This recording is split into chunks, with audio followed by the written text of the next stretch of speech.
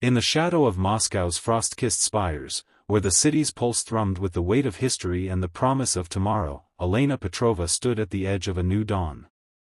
At 34, she was a woman carved by time and circumstance, her hands calloused from years of tending to her family's small flower shop in the Arbat district, her eyes carrying the quiet grief of a life marked by loss.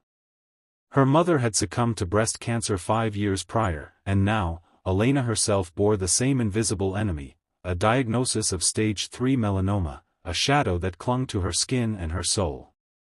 It was December 2024 when the news broke, slicing through the static of Moscow's winter air like a beacon. The Russian Ministry of Health announced a breakthrough, an mRNA-based cancer vaccine, developed by the Gamaleya National Research Center and other institutes, would be distributed free to patients starting in early 2025. Each dose, valued at 300,000 rubles, roughly $2,869, would cost the state, not the people. The vaccine, they claimed, was personalized, tailored to each patient's tumor using AI to identify neoantigens, proteins unique to cancer cells. Preclinical trials suggested it could suppress tumor growth and prevent metastases, offering a lifeline to those like Elena, whose futures hung by a thread. Elena heard the news on Radio Rossiya while arranging a bouquet of white lilies, her mother's favorite. The broadcaster's voice was steady, almost clinical, but to Elena, it was a thunderclap. She paused, her fingers trembling around the stem of a flower, as Andrei Kaprin, head of the Radiology Medical Research Center, spoke of hope, of science bending the arc of fate. "This vaccine will be for those already fighting," he said. "It will teach the body to see the enemy within and destroy it." Elena's heart raced. She had spent months navigating Russia's overburdened healthcare system, her savings dwindling with every chemotherapy session, every hospital visit.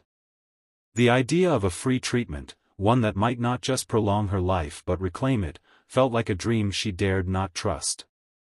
In the weeks that followed, Elena's life became a tapestry of waiting and wondering. The vaccine was still in its infancy, its details shrouded in mystery. No one knew which cancers it targeted, how effective it would be, or how the government planned to roll it out. Skeptics abounded. Scientists like Professor Kingston Mills from Trinity College Dublin, quoted in international papers, cautioned that without peer-reviewed data, the claims were just that, claims. Yet in Moscow, where hope was often a scarce commodity, the announcement sparked a quiet fire. People whispered about it in markets, in metro stations, in the long queues outside clinics. For Elena, it was a flicker of light in a tunnel she had long accepted as endless. She lived in a modest apartment above the flower shop with her 12-year-old daughter, Sophia, and her father, Victor, a retired engineer who spent his days tinkering with old radios. Sophia was Elena's anchor, a girl with her mother's sharp wit and her grandmother's fierce spirit. Every night, Elena would tuck Sophia into bed, reading her stories of cosmonauts and far-off stars, all while hiding the weight of her illness. But Sophia was perceptive, her eyes catching the way Elena winced when she thought no one was watching, the way her hands shook as she poured tea.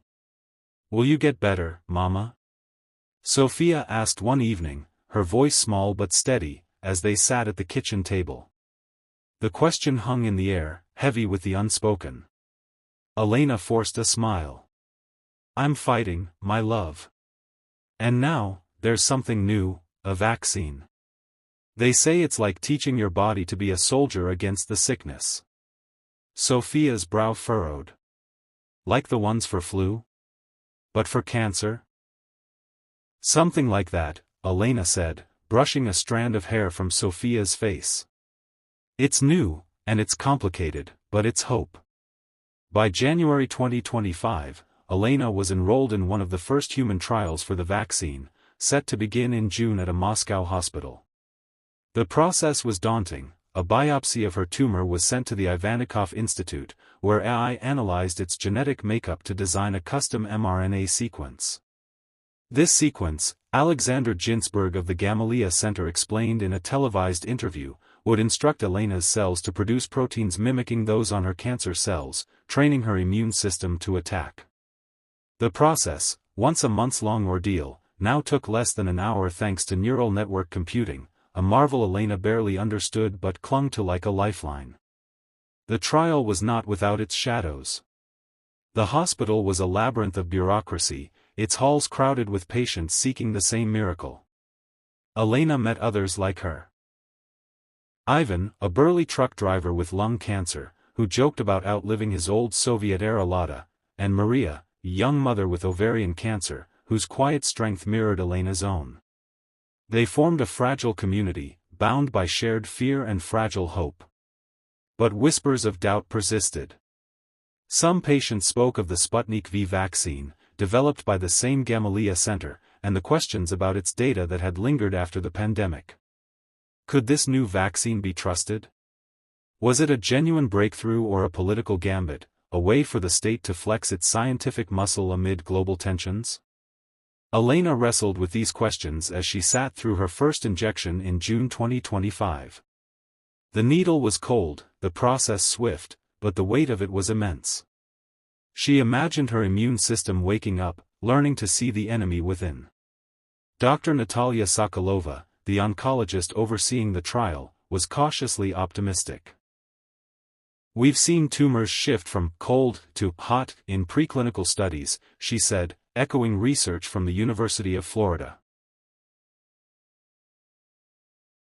The impact of the vaccine rippled beyond Elena's hospital room. In Moscow, clinics braced for an influx of patients, their resources already stretched thin. The Russian healthcare system, a patchwork of Soviet-era infrastructure and modern ambition, groaned under the weight of this new promise. The government's pledge to provide the vaccine free of charge was a double-edged sword, a gift to the desperate, but a logistical nightmare. Each dose, at $2,869, strained the state's coffers, and questions arose about how long the program could be sustained. Hospitals scrambled to train staff on the new technology, while rural clinics, far from Moscow's gleam, wondered if they'd ever see the vaccine at all. Yet the societal shift was undeniable. In cafes and on social media, Russians debated the vaccine's implications. Some saw it as a triumph of national pride, a chance to lead the world in a new era of medicine.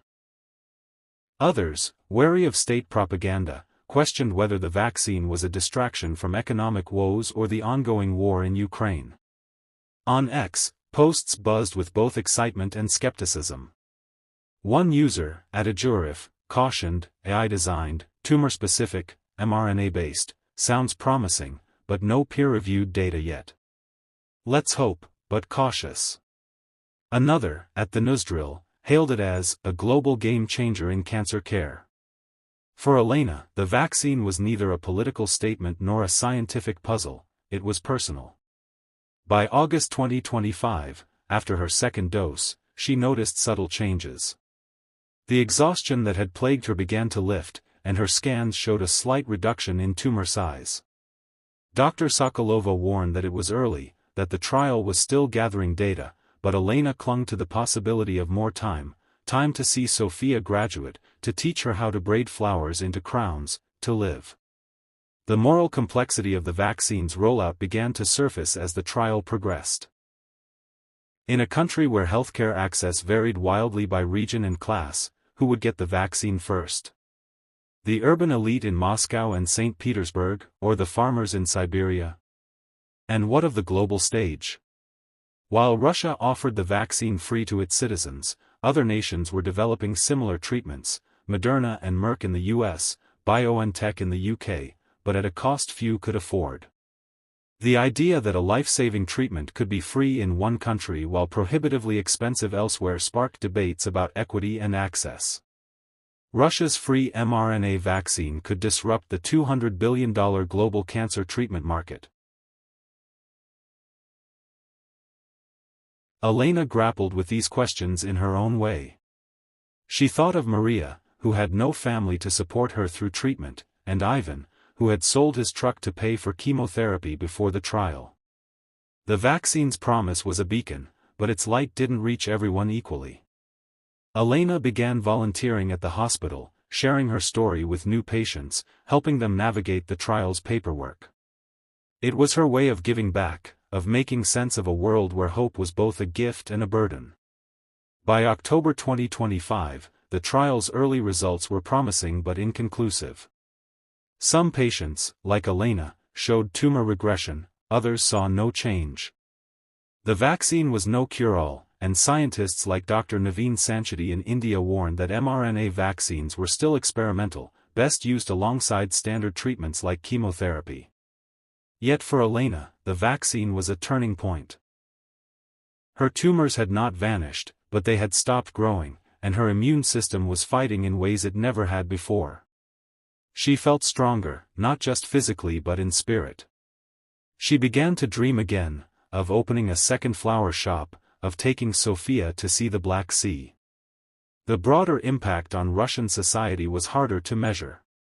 Cancer rates, already high at over 635,000 new cases in 2022, continued to climb, driven by smoking, pollution, and aging populations. The vaccine offered hope, but it also exposed the cracks in the system, underfunded hospitals, overworked doctors, and a public desperate for miracles. Yet it also inspired a new generation of scientists and policymakers to push for innovation, to imagine a future where cancer was not a death sentence but a battle that could be won. Elena stood in her flower shop one crisp November morning, arranging a bouquet for a customer's wedding. Sophia was at her side, learning to trim rose stems, her laughter filling the air. The shop smelled of earth and petals, a reminder of life's persistence. Elena's latest scan had shown no new growth, and while she wasn't cured, she was alive, fiercely, defiantly alive. She thought of her mother, who had never had this chance, and of the millions worldwide who still faced cancer without hope. The vaccine, flawed and unproven as it was, had given her something priceless: time. Time to love, to fight, to dream. And in that time, Elena vowed to carry the light forward, to be a voice for those still in the dark.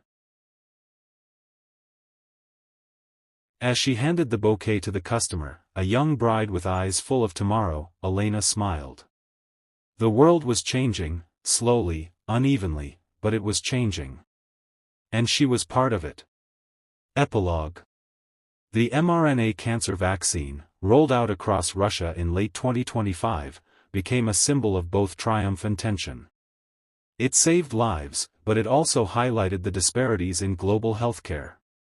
In Moscow, patients like Elena became advocates, sharing their stories to push for wider access.